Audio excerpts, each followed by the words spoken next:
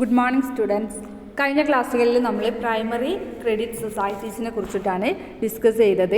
ഏറ്റവും താഴത്തെ ടയറിൽ അല്ലെങ്കിൽ ഏറ്റവും ലോവസ്റ്റ് തലത്തിലുള്ള നമ്മുടെ അഗ്രികൾച്ചറൽ സൊസൈറ്റീസ് ആയിരുന്നു primary agricultural credit societies. Then അതിന് എന്ത് ചെയ്തിട്ടുണ്ട്, മിഡിലിൽ ഒരു ടയറുണ്ട്, ദെൻ അതിനെയും അപ്പെക്സ് ആയിട്ടുള്ള ഒരു ടയറുണ്ട്.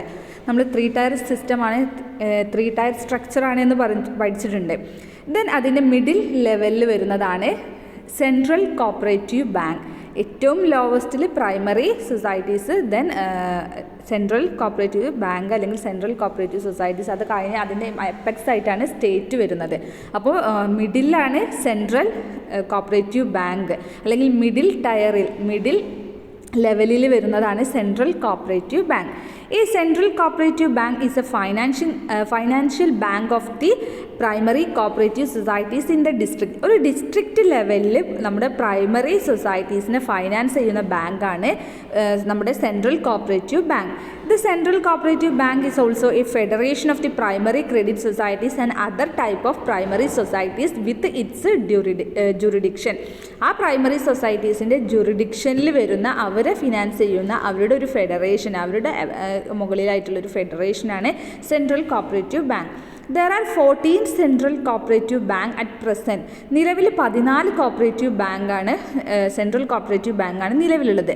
One central cooperative bank for every revenue district is the pattern followed in the state.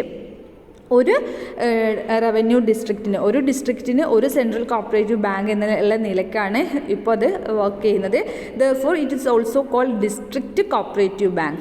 അതിനെ തന്നെ നമ്മൾ എന്ത് വിളിക്കുന്നു, ഡിസ്ട്രിക്റ്റ് കോപ്പറേറ്റീവ് ബാങ്ക് എന്നും കൂടി എന്തിനു വിളിക്കുന്നുണ്ട്, നമ്മുടെ സെൻട്രൽ കോപ്പറേറ്റീവ് ബാങ്കിനെ വിളിക്കുന്നു. അതായത് ഡിസ്ട്രിക്റ്റ് ലെവലിലാണ് സെൻട്രൽ കോപ്പറേറ്റീവ് ബാങ്ക് വർക്ക് ചെയ്യുന്നത്. ഒരു കൺഫ്യൂഷൻ ഉണ്ടാവാൻ പാടില്ല. സ്റ്റേറ്റ് സെൻട്രൽ എന്ന് പറയുമ്പോൾ നമ്മുടെ സ്റ്റേറ്റും കഴിഞ്ഞിട്ടാണ് സെൻട്രൽ എന്നുള്ള ഒരു കൺഫ്യൂഷൻ വരാൻ പാടില്ല. ഡിസ്ട്രിക്റ്റ് ലെവലിലുള്ളതാണ് സെൻട്രൽ ആയിട്ട് വരുന്നത്. The need for a central cooperative bank. എന്തിനാണ് central cooperative bank?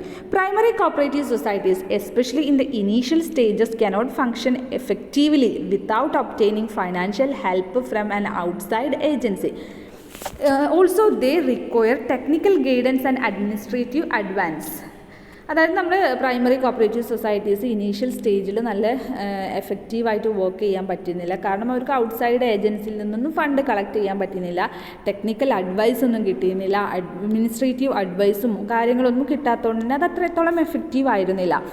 On the other hand, there may be some societies which have gained strength and which possess surplus fund as well as talents. As a measure of mutual help, it is necessary that all these primary societies should form a federation for ensuring rational use of their fund and to provide a forum for the exchange of ideas and experiences in the field of cooperation.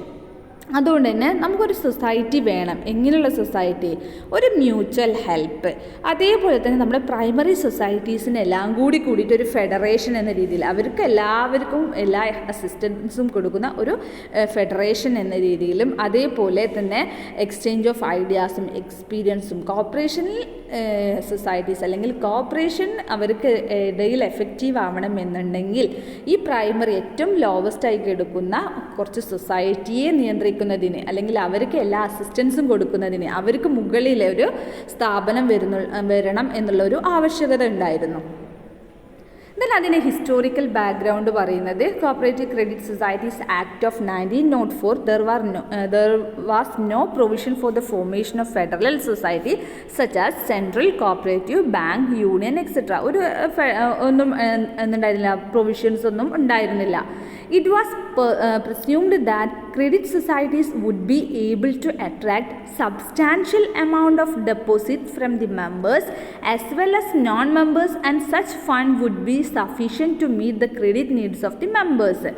അങ്ങനെ തുടങ്ങുമ്പോൾ ഈ ഒരു primary സൊസൈറ്റീസിൻ്റെ മെമ്പേഴ്സിൽ നിന്ന് select ചെയ്തിട്ടുള്ള മെമ്പേഴ്സും ആയിരിക്കും ഇതിലുണ്ടായിരിക്കുക. So അതുകൊണ്ട് തന്നെ ഓരോരുത്തരും ആ സെലക്ട് ചെയ്യുന്ന ആളുകൾക്ക് അവരുടെ പ്രൈമറി സൊസൈറ്റിയിലെ അവരുടെ ആ മെമ്പേഴ്സിൻ്റെ ക്രെഡിറ്റ് നീഡ്സിനെ കുറിച്ച് അറിയാമായിരിക്കും, അല്ലെങ്കിൽ അത് നേടിക്കൊടുക്കുന്നതിൽ അവർക്ക് പറ്റും. It was also contemplated that any deficiency in the fund would be made good by setting loans from the government. ഇതന്നെ എന്ത് ചെയ്യുക, എന്തെങ്കിലും ഡെഫിഷ്യൻസി ഉണ്ടെങ്കിൽ അത് ഗവൺമെൻറ്റിൻ്റെ കയ്യിൽ നിന്നും കൂടി ഇവർക്ക് എന്ത് ചെയ്യുക, വാങ്ങിക്കൊടുക്കുക. But these expectations did not materialise in practice. പക്ഷേ ഈ ഒരു പറഞ്ഞതൊക്കെ പ്രാക്ടീസ് ആയിട്ട് നടപ്പിലാക്കാൻ പറ്റിയിരുന്നില്ല. In order to remedy these defects and other drawbacks in the Act 1904, a new act was passed in 1912 which permitted the registration of Central Cooperative Bank. അപ്പോൾ നമ്മുടെ 1904 cooperative credit സൊസൈറ്റീസിൽ നമ്മൾ പറഞ്ഞു വലിയ ഫെഡറൽ സൊസൈറ്റീസിൻ്റെ ഫോർമേഷനും കാര്യങ്ങളെക്കുറിച്ച് വലിയ പ്രൊവിഷനും കാര്യങ്ങളൊന്നും ഉണ്ടായിരുന്നില്ല. അതുകൊണ്ട് തന്നെ നമുക്കൊരു ഫണ്ടിന് ഡെഫിഷ്യൻസി ഒക്കെ വന്നിട്ടുണ്ടെങ്കിൽ ഗവൺമെൻറ് കയ്യിൽ നിന്നൊക്കെ നമുക്കത് അച്ചീവ് ചെയ്യാൻ കുറച്ച് ബുദ്ധിമുട്ടായിരുന്നു. സോ അതുകൊണ്ട് എന്ത് ചെയ്തു, 1904 ആക്ട് മാറ്റിയിട്ട് 1912 ഒരു ആക്ട് വന്നു. അതിൽ എന്തു പറഞ്ഞു, നമ്മുടെ സെൻട്രൽ കോപ്പറേറ്റീവ് ബാങ്കിൻ്റെ രജിസ്ട്രേഷനും കാര്യങ്ങളൊക്കെ വളരെ വ്യക്തമായിട്ട് പറഞ്ഞു. Even before the enactment of the 1912 Act, some central cooperative bank had been established unofficially to cater the needs of primary society. നമ്മളിതൊക്കെ പറഞ്ഞാലും ഈ 1912 മുമ്പും ചില സെൻട്രൽ കോപ്പറേറ്റീവ് ബാങ്ക്സ് ഒക്കെ അൺഒഫീഷ്യലി സ്റ്റാർട്ട് ചെയ്തിരുന്നു. But the first full fledged central cooperative bank as per the provision of the act 1912 was start up in the Jabalpur district of the formal central province. Jabalpur ഡിസ്ട്രിക്റ്റിലെ formal നമ്മുടെ സ്വാതന്ത്ര്യത്തിന് മുമ്പുള്ള central province ആയിട്ടുള്ള Jabalpur ഡിസ്ട്രിക്റ്റിലാണ് 1912 act പാസ്സായതിനു ശേഷം ഒഫീഷ്യലായിട്ട് full fledged central cooperative ബാങ്കായിട്ട് form ചെയ്തത്. And the optimum size. Many committees and commissions have considered the optimum size of the Central Cooperative Bank. The Standing Advisory Committee of the Reserve Bank of India as well as the Rural Credit Committee of the Federal Bank of India as well as the Rural Credit Survey Committee has recommended that in order to have an optimum size there should be only one central bank for every revenue district. ഒരുപാട് committees ഇതിൻ്റെ പഠനവും കാര്യങ്ങളൊക്കെ നടത്തിയ സമയത്ത് standing advisory committee of reserve ബാങ്കും അതേപോലെ rural credit survey കമ്മിറ്റിയുടെ recommendation പ്രകാരം ഓരോ ഡിസ്ട്രിക്റ്റിനും ഓരോ സെൻട്രൽ ബാങ്ക് എന്നുള്ളതായിരുന്നു അതിൻ്റെ ഒരു optimum size. The minimum standard fixed for such a bank was it should have paid up share capital of about rupees 3 lakh and working capital of 20 to 25 lakh.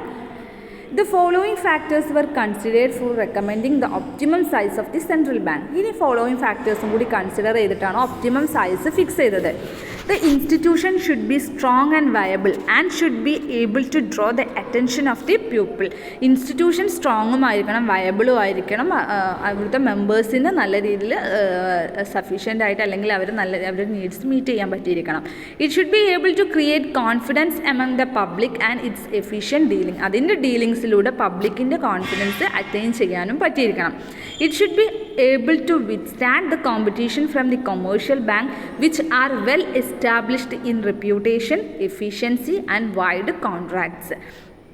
Competition meet ചെയ്യാനും, അതായത് നമ്മുടെ central cooperative bank work ചെയ്യുമ്പോൾ അതിനെതിരെ മത്സരിക്കാൻ അവിടെ commercial banks ഉണ്ട്, well established ആയിട്ടുള്ള commercial banks ഉണ്ട്. സോ അതിനായിട്ട് മീറ്റ് ചെയ്യാൻ, അതിനായിട്ട് കോമ്പറ്റീഷൻ മീറ്റ് ചെയ്യുന്ന, ഫെയർ ആയിട്ട് മീറ്റ് ചെയ്യുന്ന രീതിയിലും എന്ത് ചെയ്തിരിക്കണം, ഈ സെൻട്രൽ ബാങ്കിന് പിടിച്ചു നിൽക്കാൻ പറ്റണം. And the area of operation of the central cooperative bank will normally B A revenue district. And the membership of a central cooperative bank generally consists of primary cooperative credit societies and other type of primary societies working in the area of operation.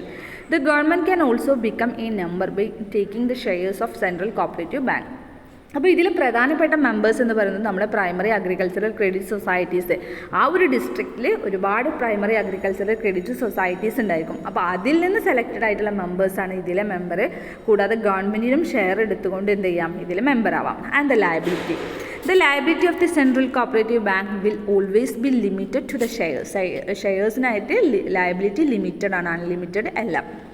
And the objects: to provide loan to the affiliated primary cooperative credit societies and other type of primary societies. അവർക്ക് loan provide ചെയ്യുക. To act as a balancing center of resources for the primary societies. Primary സൊസൈറ്റീസിന് ലോണൊക്കെ provide ചെയ്യുന്നതിന് ഒരു balancing centre ആയിട്ട് work ചെയ്യുക. To arrange for the supervision and control of affiliated societies. To raise deposit from members and non-members.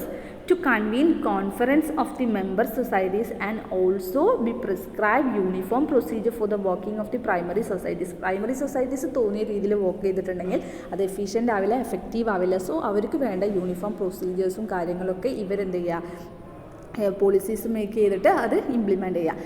To open the branches of the bank at important places with the permission of registrar of cooperative societies. Cooperative സൊസൈറ്റീസിൻ്റെ രജിസ്ട്രാറിൻ്റെ സമ്മതപ്രകാരം എന്ത് ചെയ്യാം, different branches ഒക്കെ open ചെയ്യുക. To maintain and utilise subsidiary state to partnership fund, സ്റ്റേറ്റിനും കൂടി partnership ഉള്ളൊരു ഫണ്ട് ക്രിയേറ്റ് ചെയ്യുക. To understand, undertake many other measures to conduct for incidental to the above objects. ഇതൊക്കെ നടപ്പിലാക്കുന്നതിന് വേണ്ടി നല്ല മെഷേഴ്സൊക്കെ നടപ്പിലാക്കുക. അപ്പോൾ ഇത്രയായിരുന്നു അതിൻ്റെ ഒബ്ജക്റ്റീവ്സ് പറയുന്നത്. ഇനി ഫണ്ട് എങ്ങനെയാണ് ഈ സെൻട്രൽ കോപ്പറേറ്റീവ് ബാങ്കിൻ്റെ ഫണ്ട്.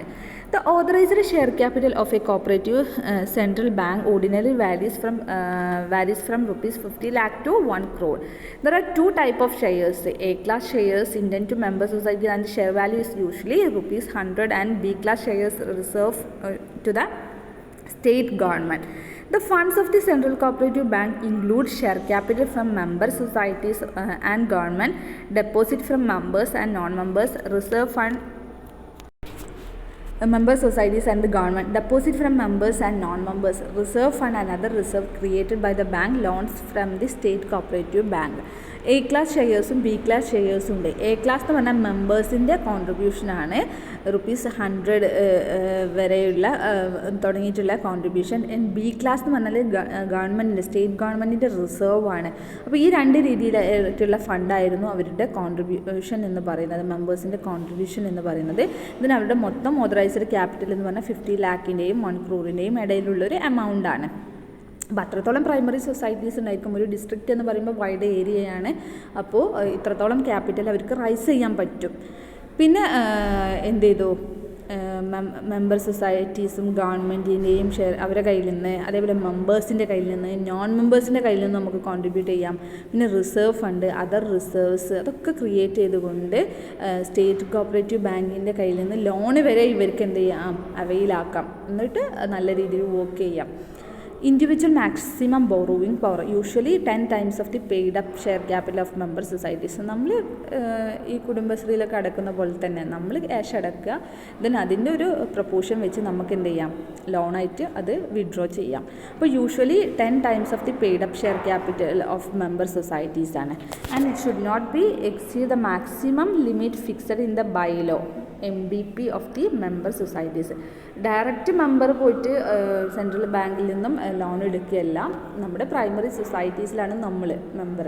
അപ്പോൾ നമുക്ക് വേണമെന്നുണ്ടെങ്കിൽ നമുക്ക് എന്ത് ചെയ്യാം, നമ്മുടെ സൊസൈറ്റീസിൽ അതിൻ്റെ ആവശ്യം ഉന്നയിച്ചുകൊണ്ട് അവരാണ് നമുക്ക് എന്ത് ചെയ്യുന്നത്, നമ്മുടെ സെൻട്രൽ സൊസൈറ്റിയിൽ നിന്നും ലോണും ഒക്കെ അവൈലാക്കി നൽകുന്നത്. And the management. As in the case of all other cooperative organizations, the ultimate authority of bank is general body and one delegate of each affiliated societies. Then general body and അവിടുത്തെ എല്ലാ കാര്യങ്ങളും എന്ത് ചെയ്യുന്നത്, തീരുമാനിക്കുന്നത്. Board of management 3 categories ആണ്. Delegate from member societies at the rate at least 1 per taluk, 2 government nominee and 1 nominee of the Kerala State Cooperative Bank. The member of board of directors shall hold office for a period of 3 years വരെ hold ചെയ്യാം.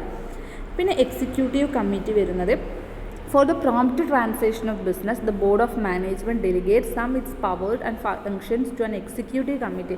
ബോർഡിന് എന്ത് ചെയ്യാം, executive committee എന്ത് ചെയ്യാം, ഏൽപ്പിക്കാം. Consisting of 5 members. Apart from the president and the vice president, 2 selected members of the board, 1 representative of the state cooperative bank will form the executive committee. 5 മെമ്പറുള്ള ഒരു executive committee ഉണ്ടായിരിക്കും. അപ്പോൾ നമ്മുടെ board of മാനേജ്മെൻറ്റിന് അവരുടെ കാര്യങ്ങൾ എന്ത് ചെയ്യാം, ഇവരെയും കൂടി ഡെലിഗേറ്റ് ചെയ്ത് കൊടുക്കാം. ഇനി പ്രോഫിറ്റ് ഡിസ്ട്രിബ്യൂഷനെ കുറിച്ച് പറയുന്നത്, net profit of district cooperative bank shall be distributed as follows. എങ്ങനെയാണ് ഈ ഒരു സ്ഥാപനം വർക്ക് ചെയ്തിട്ട് ഇവർക്ക് കിട്ടുന്ന നെറ്റ് പ്രോഫിറ്റ് ഇവരെന്താണ് ചെയ്യുക, 25% of net profit to reserve fund. നമുക്ക് 100 rupees ഉണ്ടെങ്കിൽ അതിൻ്റെ 25 എന്തിലേക്കാണ് പോകുന്നത്, റിസർവ് ആയിട്ട് അവർ കീപ്പ് ചെയ്യുകയാണ് ചെയ്യുന്നത്. 5% subject to a maximum of 60,000 of net profit to cooperative educational ഫണ്ടിലേക്കാണ് 60,000 നെറ്റ് പ്രോഫിറ്റിൻ്റെ 60,000 അല്ലെങ്കിൽ 5% പോകുന്നത്. Then 5% net profit to the professional education ഫണ്ടിലേക്കും. 10% of net profit to cooperative member relief fund subject to a maximum of 1 lakh. 10% അല്ലെങ്കിൽ maximum 1 lakh വരെ. 7% of net profit to agricultural credit stabilisation ഫണ്ടിലേക്കാണ് പോകുന്നത്. Balance to the distributed as per bylaw provisions. ഒക്കെ നമ്മുടെ provisions എന്താണോ പറയുന്നത് ആ രീതിയിലാണ് അവർ എന്ത് ചെയ്യുന്നത്. The above allocation shall be remitted to government and the matter shall be inform to registrar of cooperative society through joint registrar and directorate of cooperative authority audit. പിന്നെ ഈ അലോക്കേഷനൊക്കെ ഗവൺമെൻറ്റും അതേപോലെ നമ്മുടെ സെൻട്രൽ കോപ്പറേറ്റീവ് സൊസൈറ്റീസിലെ രജിസ്ട്രാറൊക്കെ അറിഞ്ഞുകൊണ്ടാണ്. അല്ലാതെ ഒരിക്കലും അവർക്ക് ഒറ്റയ്ക്ക് എന്ത് ചെയ്യാൻ പറ്റില്ല, ഈ അലോക്കേഷനും കാര്യങ്ങളൊന്നും നടത്താൻ പറ്റില്ല. കാരണം അവിടെ ഓഡിറ്റ് ഉണ്ടായിരിക്കും. കമ്പനി ഓഡിറ്റ് നടത്തുന്നത് പോലെ തന്നെ ഈ കോപ്പറേറ്റീവ് സൊസൈറ്റീസിലും ഓഡിറ്റർ ഉണ്ട്. അപ്പോൾ ആ ഓഡിറ്റിങ്ങിലൊക്കെ എന്തെങ്കിലും കള്ളത്തരങ്ങളുണ്ടെങ്കിൽ പിടിക്കും. അപ്പോൾ ഇങ്ങനെയാണ് അവരുടെ പ്രോഫിറ്റ് ഡിസ്ട്രിബ്യൂഷൻ നടത്തുന്നത്. ഓരോ ഫണ്ടിലേക്കും അതെന്ത് ചെയ്യുക, അത് ട്രാൻസ്ഫർ ചെയ്യുക, എന്നിട്ട് അതിൽ നിന്നും എടുത്തിട്ട് അവിടുത്തെ മെമ്പേഴ്സിൻ്റെ ആവശ്യങ്ങൾ നിറവേറ്റുക. അപ്പോൾ ഇത്രയാണ് നമ്മുടെ സെൻട്രൽ കോപ്പറേറ്റീവ് ബാങ്കിനെ കുറിച്ചിട്ട് പറയാനുള്ളത്. പ്രൈമറി അഗ്രികൾച്ചറൽ ക്രെഡിറ്റ് സൊസൈറ്റീസ് ഏറ്റവും ലോവസ്റ്റ് പ്രൈമറി ലെവലിലാണ്. അത് കഴിഞ്ഞ് അവരുടെയും സ്റ്റേറ്റിൻ്റെയും മിഡിലാണ് എന്ത് വരുന്നത്, സെൻട്രൽ കോപ്പറേറ്റീവ് ബാങ്ക് വരുന്നത്. ഇത്രയും വീഡിയോ കണ്ടിട്ട് നിങ്ങൾക്ക് എന്തെങ്കിലും ഡൗട്ട്സ് ഉണ്ടെങ്കിൽ ചോദിക്കാം.